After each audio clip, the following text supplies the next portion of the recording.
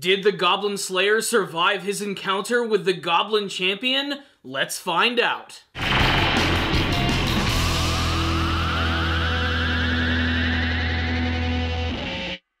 Greetings humans, elves, dwarves, and lizard men. It's time to take a look at another episode of Goblin Slayer, an episode where the Goblin Slayer himself gets his just desserts. Yes, we actually get to find out if he survived his encounter with the Goblin Champion, and big spoiler warning, he survived. Of course he did. He's the main character of the series. They're not going to kill this guy off that early. What I will say is, I am going to retract some of my statements from my last review. I was not too happy with the way the actual episode ended, with just the random super long shot of a canary constantly blinking into the fucking screen. Apparently this was a mistake on Crunchyroll's part, and I can't really fully fault the episode for that, but that's neither here nor there. We're here to talk about this episode and to learn how Goblin Slayer survived. So he just got completely rocked by this Goblin Champion, but still managed to take out a lot of goblins in the process, and even managed to basically rip the eyeball out of this giant creature, but he was seemingly left for dead, collapsing in a pool of blood. When we see him for the very first time in this episode, we actually finally get to see his true human form for once.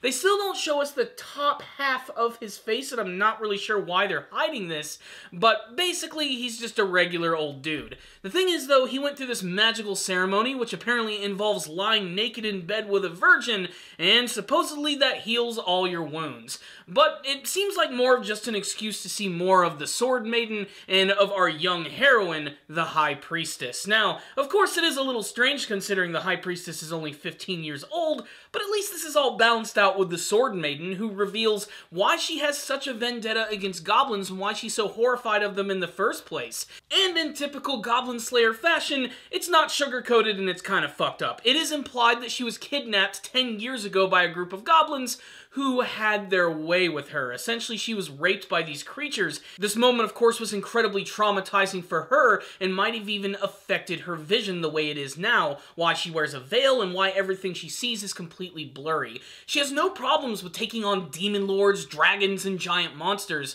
but when it comes to goblins, they've essentially just completely destroyed her psychologically, and it also shows why she has such a strong connection with the Goblin Slayer. The scene in the story itself is incredibly heartbreaking. It's juxtaposed to all of the ridiculous fan service. I mean, there is a lot of ridiculous old-school Dead or Alive bounciness going on in this episode, so if that's your thing, congratulations! However, it's not long before the Goblin Slayer gets back into his armor, and it's back to going on a grand adventure, but not before getting some brand new armor and having some ice cream with the High Priestess. Yes, ice cream exists in this world, and I guess that's sort of the consolation prize for the Goblin Slayer. He's kind of like a little leaguer baseball player. Even if you lose, they're still gonna get some ice cream. Essentially, this entire scene is just driving home the fact that while Goblin Slayer is kind of a lone wolf and wants to do things his own way, he is still managing to make a big impact in people's lives and forming relationships and friendships with people,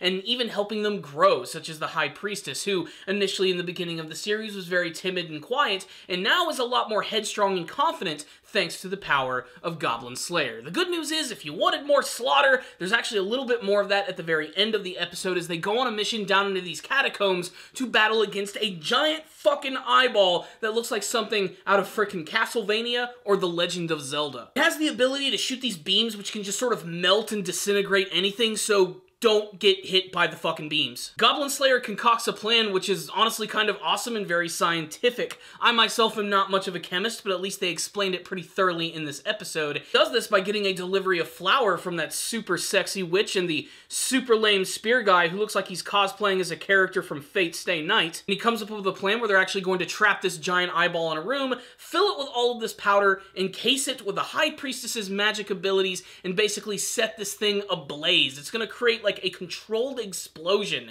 And what I love about this is that it technically is using fire, even though he's told not to do it, but fire is not actually how it all starts. It's just a result of the big explosion. He has his workarounds, so if you were afraid that we weren't going to see any more pyrotechnics, this episode certainly reassured us we're going to see a lot more of that. But it was a really thrilling sequence, and it was great showing us that even after such a massive defeat, the Goblin Slayer is going to continue to return and fight for what he believes in.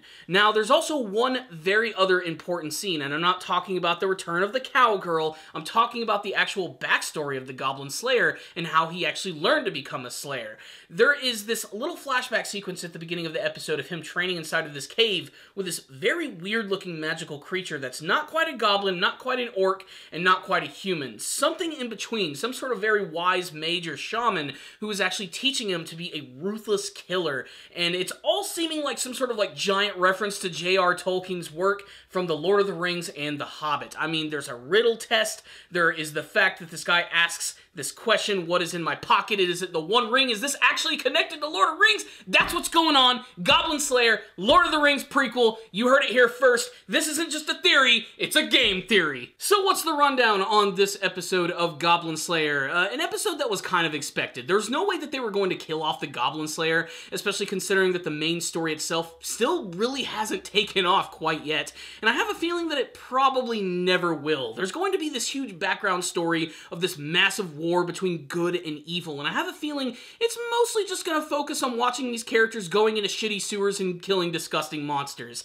And if they continue to make it as fun as it is, well, I'm actually kind of okay with that. I can accept it for what it is. What I did love about this episode was, of course, some of the funny imagery of finally getting to see Goblin Slayer just have a somewhat normal life. Like the fact that when he's getting his armor worked on, he's just wearing regular clothes with his helmet on top of it. And it's so funny to actually see this that I was kind of hoping that we would see it the entire episode, but no, a minute later, he's got his armor back on. I was hoping he would kind of get something of an upgrade too, but basically they just, you know, got the dents out of the armor, so to speak. The most important scenes of this episode to me are definitely the flashback sequence at the beginning, and of course that little moment between him and the Sword Maiden, again showing us why she was so afraid to take on the goblins themselves, and the story was absolutely heartbreaking and very disturbing. But again, like I said, sort of highlights the weird connection between these two characters. Either that or, I don't know, just all the ladies just absolutely love this dude. So we got dark storytelling, fan service, lots of bloody action, and fighting against a giant monster. To me, that's a successful episode of Goblin Slayer, and this was a great return to form as we move to the next part of the story, which hopefully gets pretty exciting. But this episode right here was a great reintroduction to these characters, and it was a great glimpse into seeing more of Goblin Slayer's more human side, something that I hope we get to see a little bit more in future episodes. So I'm going to give this episode right here a 4 out of 5. Enjoy it, go get yourself some ice cream while you watch it. If any of you did watch the episode, make sure to tell me what you thought about it in the comment section below and what you hope to see from the rest of the Goblin Slayer anime series. Thank you all for watching this review, I'll see you all next time, and as always, stay down, baby.